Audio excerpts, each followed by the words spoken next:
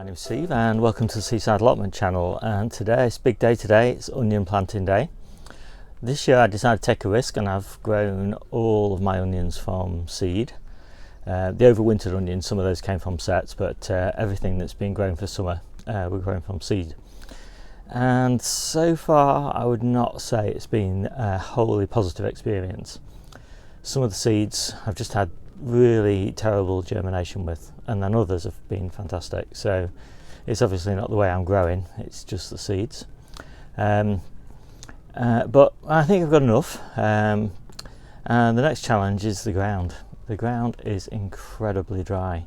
We haven't had rain now for 3 weeks or so, and the bed I'm doing first was the brassica bed, overwintered, one of the overwintered brassica beds. And so they've been drawing moisture out of the soil all the way through winter. One of the other beds didn't have anything planted in it, and so that is better. Not a lot better, but it's better. So it's actually raining now, which if we have a really heavy rainstorm, that would be absolutely fantastic news. But I suspect we'll probably get about 1 millimetre, which won't be much help to me. So I am wetting the ground down a little bit before I plant, just because I don't. All the onions are in small modules, 40 cell trays, and I don't want the dry ground to kind of wick the water out of those modules. So even though I will be watering each individual planting hole, I'm going to wet the ground down a little bit. And that means, because we don't have the water on here at the moment, that I've got to bring some water from home to do that, just to keep my supplies topped up. So I'll show you the seedlings, and I'll show you the beds, and I'll show you how I do it, and I'll get on. So actually, before I do show you the onions, it's worth mentioning that because the main reason that I sow is because I like to have multiple onions in the same plug. And I like that because I like to grow a very high density, medium-sized onions, not large onions. And I prefer that because I find they keep really well.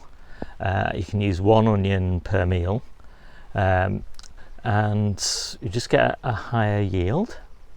And obviously you grow them more densely than you would grow individual onions, and so you need less watering. I do water with the nematodes for onion fly as well, because I don't like to keep all my beds netted. I find it's too much of a faff. And so, the smaller amount of ground that you've got, the less of that nematode that you use, so that saves money as well. So for all sorts of reasons, basically, I do like to sow in modules. And yeah, so I'll show you those now. So here are all the onions, and I've collected these together from the house, the greenhouse and the polytunnel, and there's quite a lot. So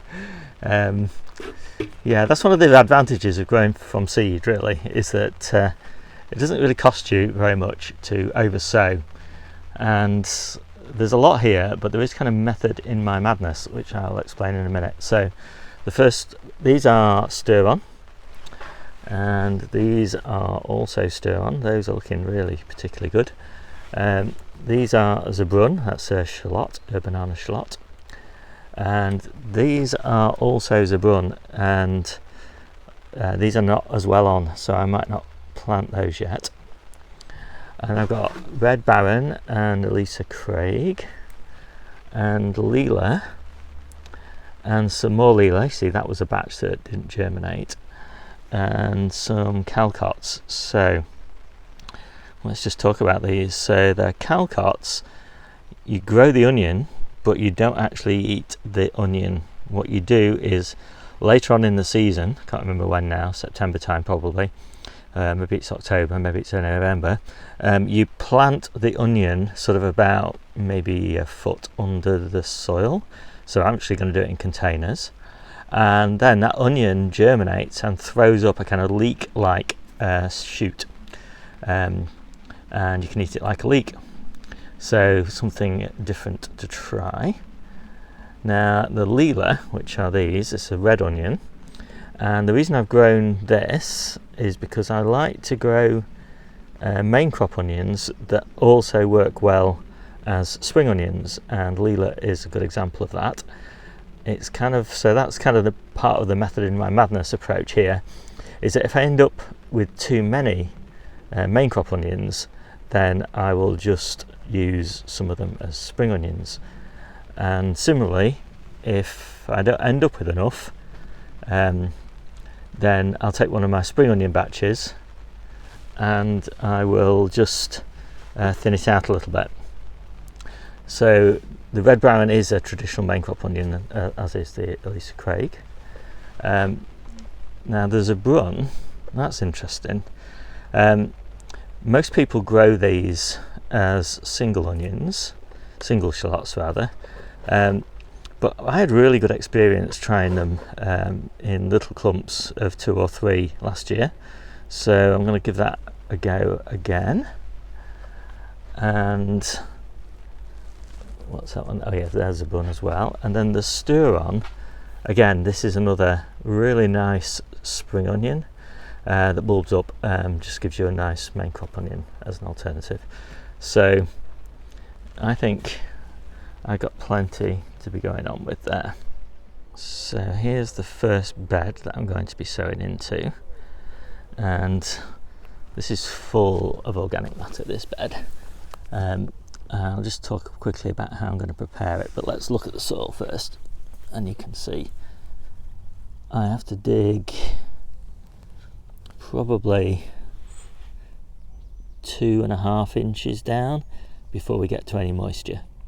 So I'm going to have to put quite a decent amount of water on that.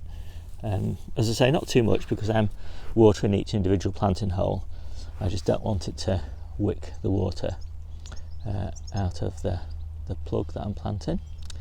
And how am I going to prepare this? So I'm going to just put down some composted chicken manure and seaweed. I'm going to put that directly onto the surface, rake it in, then I'm going to water it, and then I'm going to put a mulch of spent mushroom compost on top. So I'll come back when I've finished that. So I put 6 watering cans down on here, and that is not by any means hydrated, so I could probably show you, but it's probably only the first, so get the camera on there, 10mm or so is actually hydrated, but it's just enough that I think the planting holes won't completely collapse on me, which will be the problem that I'm having if it's not wet enough. So that's the spent mushroom compost layer, so that's the first bed planted up. I don't generally measure anything, I just try and get things to look sort of fairly neat and even. I'm not looking for uniformity in the crops when we harvest them. I'm quite happy to have a few big onions and mostly medium-sized onions and a few small onions for pickling, which is kind of inevitably what you get when you grow like this, and that's just fine for us. The planting holes are a little bit deeper than the plugs, and that's intentional because when you pre-water them, which I'll do in a minute, some soil always sort of falls to the bottom, so the holes are never quite as deep when it comes to planting time. Now, pre-watering is one of the trickiest things to do and video, but it's actually, I think, really useful to take the trouble to do this, and I'm not going to do very many because it's really tricky to video at the same time. But I think this extra water in the planting hole that's directly underneath the root does help to draw the roots down into the moist soil, and because the soil isn't very moist anyway, they've really got to go down quite deep. So the bottoms of these holes are in moist soil, and they're in really nice moist soil now because the holes have been pre-watered. So that's the first batch of Zebun shallots, that's batch number 30, and I think there's an average of 3 shallots probably, so there's about 120 shallots in that bed. So I'll just show you one of my little plug plants, and this is one of the Elisa Craig, and you can see it's got a lovely little root ball at the bottom there, ready to go following that water. And this is, I think, one of the benefits of multi-sowing, although obviously you're not going to get huge onions. The root ball does hold together better when you multi-sow, and that means it's easier to take them out, and you can plant them just that little bit earlier. And I always think, you know, whenever the weather permits, it's worth getting things planted in the soil as soon as possible. It minimises disturbance and lets them get deep rooted before the hot weather comes. Now, when I'm planting these, I like to put them in the hole and just push them down a bit, and I go about maybe 2/3 of an inch below the surface, and then I just put a little bit of compost around them and just settle them down like that. I think it just helps them stand upright a little bit whilst they get their feet, and you know, just by getting them that little bit deeper, it means that this spent mushroom compost is really acting as a mulch, and it gets them deeper down, closer to the moist soil. So that's the onions planted on Jenny's plot. Jenny normally does the planting, but I'm doing it today, and it's back-breaking work. So it's probably a good job that I am doing it. Put Sturon in for the first, well, 3/4 of this bed, and these are plugs planted at spring onion density. So in theory there's 6 or 7 per plug. So some of these will probably be harvested actually as spring onions, because I think we've got plenty of onions here, but if some of the other onions fail, we'll leave these to grow on, and I'll just thin them down to 4 onions to a clump and eat the rest as spring onions. And then in this bed, these are Lila, and again they're spring onions, but they're planted at a lower density per plug, so I think there's about 3 or 4 in each.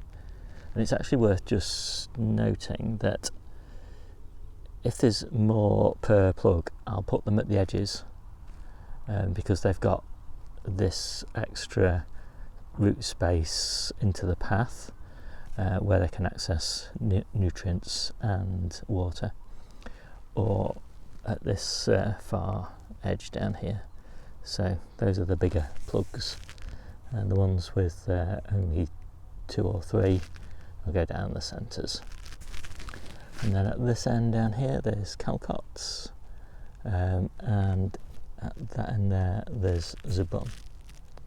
And since we're looking, there's onions on that side, onions are on that row, and then those other those other 3 rows are garlic. It's just starting to rain a bit now, so I'm just going to show you the lettuces that we planted early on in the year. So these are sort of February March planted lettuces, and they're all doing pretty well. I've been pretty pleased with them. They've been under fleece, and we've just taken the fleece off now because it's going to be quite nice weather. Give them some bit of rain today and some sunshine. In this bed we've got Tessie, which is a new lettuce to me, and looks absolutely gorgeous. Really, we love these red lettuces.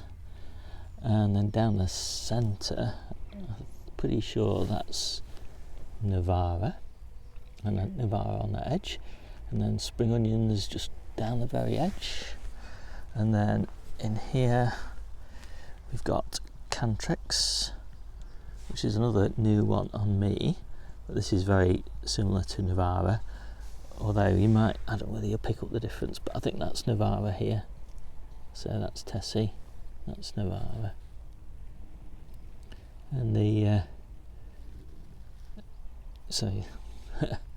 Cantrix and Navara. Cantrix and Navara. And yeah, pretty pleased with this bed, also under a netted frame. We've got mostly Roxy, we've got radishes all the way down around the outside, and then we've got Cantrix down the centre. Again, in another netted frame, we've got Grenoble Red, and then we've got a few salad rocket, and then under the shade of the sprouts we've got Valdor.